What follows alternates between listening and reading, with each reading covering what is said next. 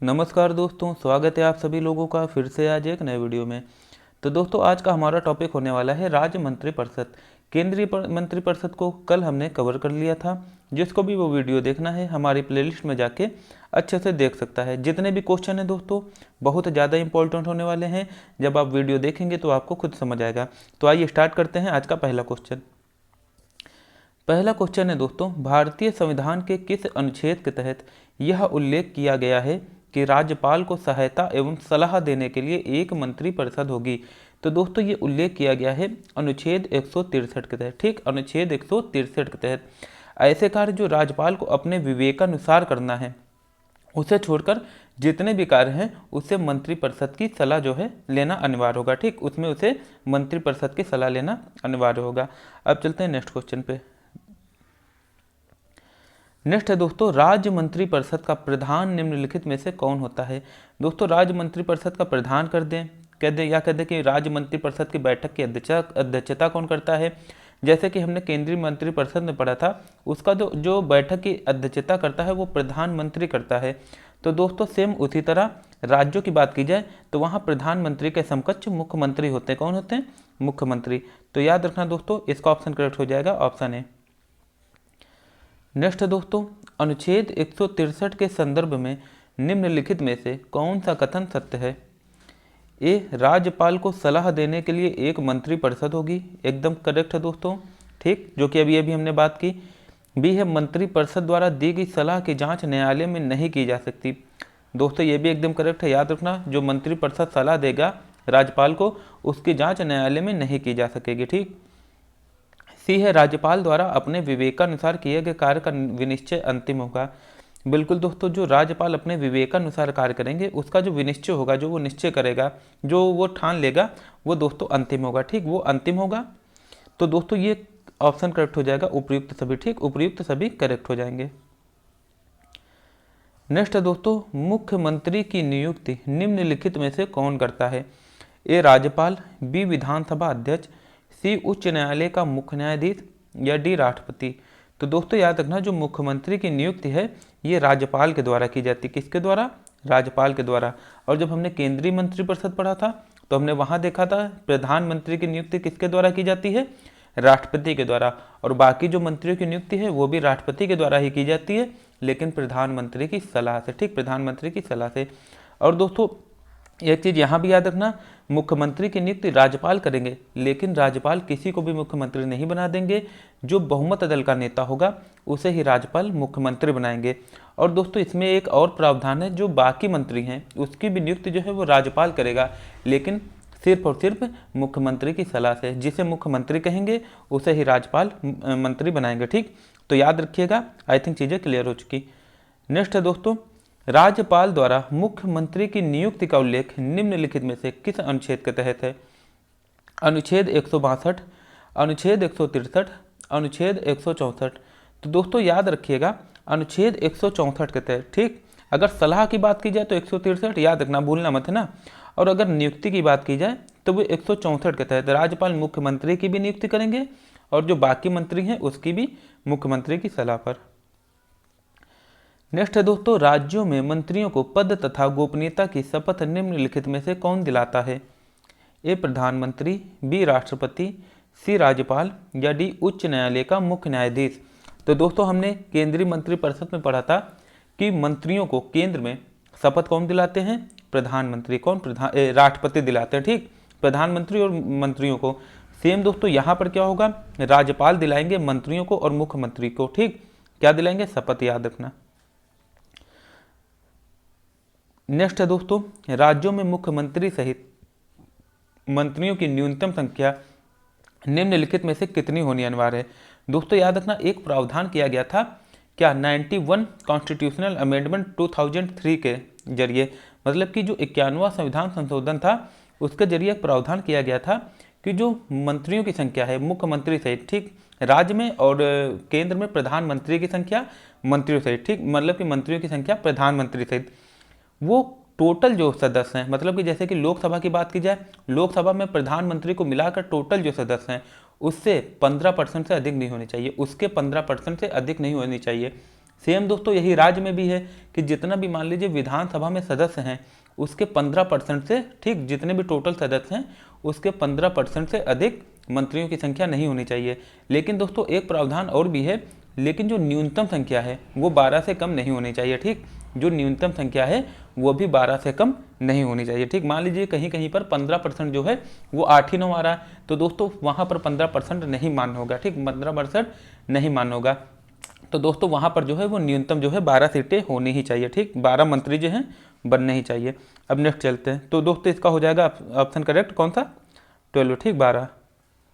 दोस्तों जितने भी क्वेश्चन है काफ़ी इंपॉर्टेंट है। अगर आप लोगों को वीडियो अच्छा लगा हो, ठीक, अच्छा लग रहा हो तो चैनल को सब्सक्राइब कर दीजिएगा, ठीक, और अपने दोस्तों में शेयर कर दीजिएगा जिसको भी इसकी नीड हो। इसमें मात्र आपका 10 सेकंड जाएगा, लेकिन हमारे चैनल की रीच बढ़ेगी दोस्तों। तो और अच्छे से प्रयास, मतलब कि आपकी स्टडी को आसान बनाना जो कि हमारा मकसद ही है, वो हम और अच्छे से कर पाएंगे। ठीक, तो दोस्तों इसका नेक्स्ट क्वेश्चन है ये, राज्यों में मुख्यमंत्री समेत मंत्रियों की अधिकतम संख्या विधानसभा की कुल संख्या के 15% से अधिक नहीं होगी। यह प्रावधान किस संविधान संशोधन के तहत जोड़ा गया, जो कि दोस्तों अभी अभी हमने बात की, जो 51वां संविधान संशोधन है, 51वां संविधान संशोधन 2003, इसके तहत दोस्तों यह प्रावधान किया गया था। ठीक, याद रखना। नेक्स्ट है दोस्तों, भारतीय संविधान के अनुसार अनुच्छेद 164 के संदर्भ में निम्नलिखित में से कौन से कथन सत्य हैं। ये मंत्री राज्यपाल के प्रसाद पर्यंत पद धारण करेंगे। बिल्कुल दोस्तों, जो मंत्री हैं वो राज्यपाल के प्रसाद पर्यंत पद धारण करेंगे। इसका मतलब दोस्तों बस इतना सा है, मान लीजिए कि जो विधानसभा है उसका कार्यकाल पूरा हो जाता है, तो मुख्यमंत्री क्या करेंगे, मुख्यमंत्री राज्यपाल से जो सभा है, विधानसभा है, उसको विघटन करने के लिए कहेंगे।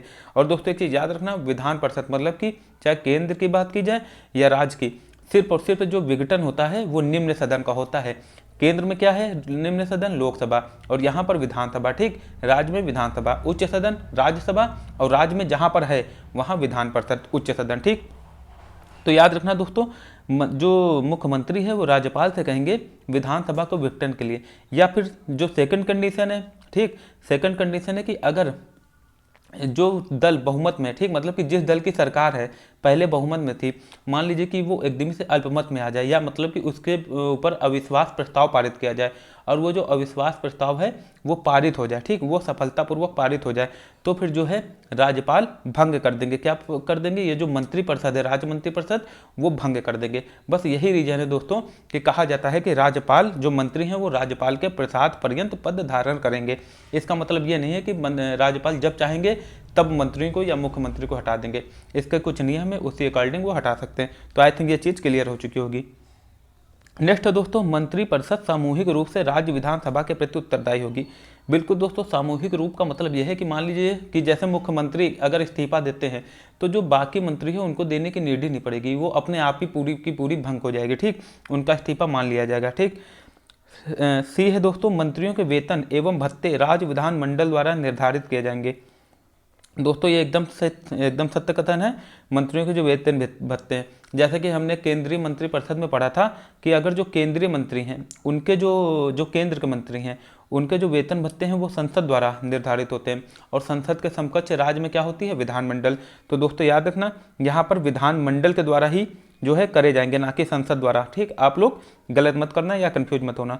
तो दोस्तों यहाँ पर जो है वो उपयुक्त सभी जो कथन है वो सत्य हो जाएंगे। नेक्स्ट है दोस्तों, सरकार की समस्त कार्यपालक कार्यवाहियां राज्यपाल के नाम से होगी। यह प्रावधान किस अनुच्छेद के तहत किया गया है।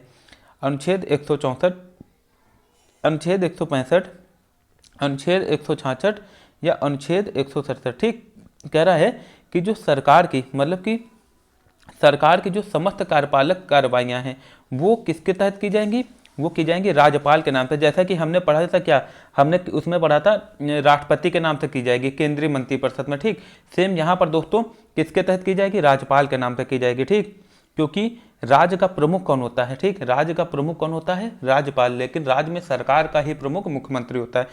तो दोस्तों इसका ऑप्शन करेक्ट हो जाएगा 166। ठीक, नेक्स्ट है दोस्तों, मुख्यमंत्री के द्वारा राज्यपाल को मुख्यमंत्री द्वारा राज्यपाल को राज्य कार्यवाहियों की सूचना प्रदान करने का प्रावधान किस अनुच्छेद के तहत है, मुख्यमंत्री के द्वारा। ठीक, तो दोस्तों ये भी है अनुच्छेद 100, ठीक समझ जाना, अनुच्छेद 166, ठीक। अनुच्छेद 166 की तरह राज्य का कर्तव्य होगा, किसका, मतलब कि जो मुख्यमंत्री है उसका कर्तव्य होगा कि वो राज्य कार्यवाहियों की जो सूचना है वो किसे दे, वो राज्यपाल को दे। किसे दे दोस्तों, वो राज्यपाल को दे, ठीक। तो आप लोग अच्छे से याद रखना।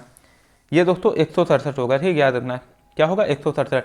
अगर कार्यवाही का संचालन की बात कही जाए, राज्य के राज्यपाल द्वारा जो मतलब कि कार्यवाही का संचालन होगा, जितनी भी कार्रवाइयाँ होंगी वो राज्यपाल के नाम पर होंगी, वो 166 होगा। लेकिन एक ऐड करके 167 याद रखना, मतलब कि मुख्यमंत्री का ये कर्तव्य होगा कि वो राज्यपाल को जितनी भी कार्यवाहियाँ हैं उसके लिए सूचित करें या उसकी सूचना दें। तो दोस्तों याद रखना 167, ठीक। नेक्स्ट है दोस्तों, सदनों के संबंध में राज्य के मंत्रियों के अधिकार के बारे में उल्लेख किस अनुच्छेद के अंतर्गत किया गया है। कहा गया है जो सदनों के संबंध में राज्य के मंत्रियों के अधिकार के बारे में उल्लेख किस अनुच्छेद के तहत किया गया है। तो दोस्तों ये 177 याद रखना, किस अनुच्छेद के तहत, 177 अनुच्छेद के तहत किया गया है। मतलब कि मंत्रियों के क्या क्या अधिकार है, मंत्री दोनों सदन में भाग ले सकते हैं, कहाँ मत दे सकते हैं, ठीक। मतलब कि जितने भी इसमें एक वर्ड यूज किया गया है आदरणीय मंत्री, ठीक। मतलब कि उनकी जो गरिमा है और जो सम्मान है वो बनाए रखा जा सके, ऐसे अधिकार इसमें सम्मिलित किए गए, ठीक।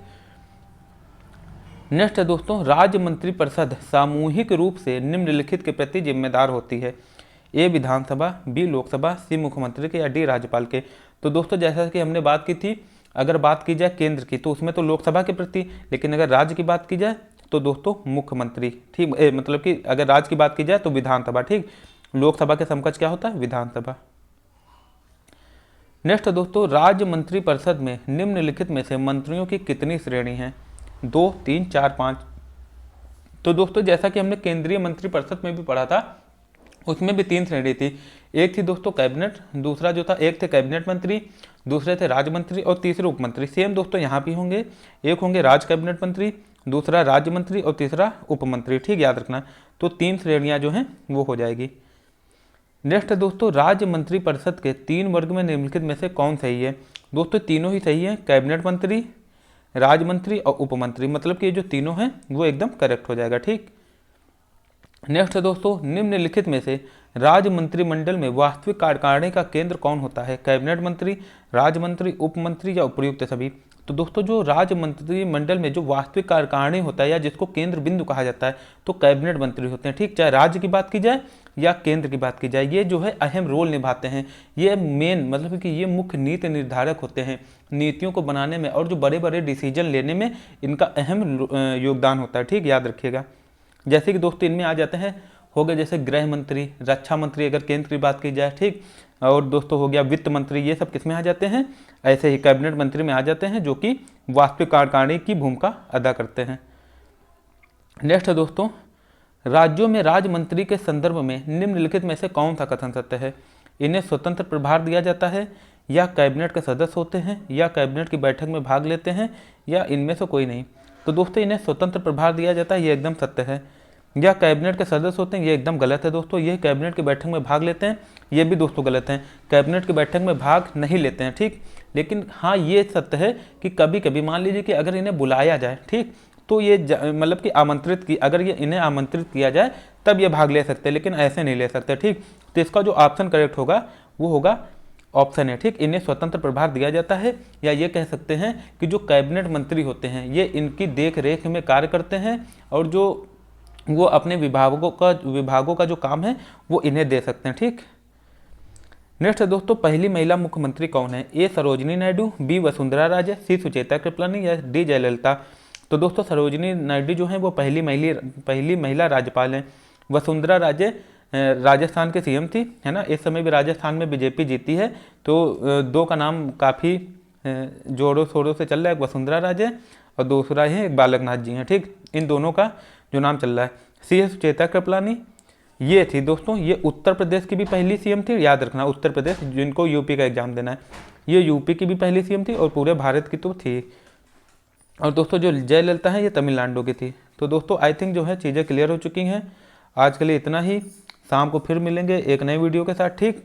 कल फिर मिलेंगे एक नए वीडियो के साथ। और दोस्तों सवेरे एक पढ़ा था कि ठीक केंद्रीय जो मंत्रिपरिषद है वो उसका वीडियो जो है सवेरे 11 बजे पड़ चुका है, आप लोग उसको ज़रूर देख लेना। और कल फिर मिलेंगे आपसे एक नए वीडियो के साथ। चैनल को लाइक और सब्सक्राइब करना मत भूलना अगर अच्छा लगा हो, और अपने दोस्तों में भी ज़रूर शेयर कीजिएगा। तो अपना ख्याल रखिए अच्छे से। Thank you so much.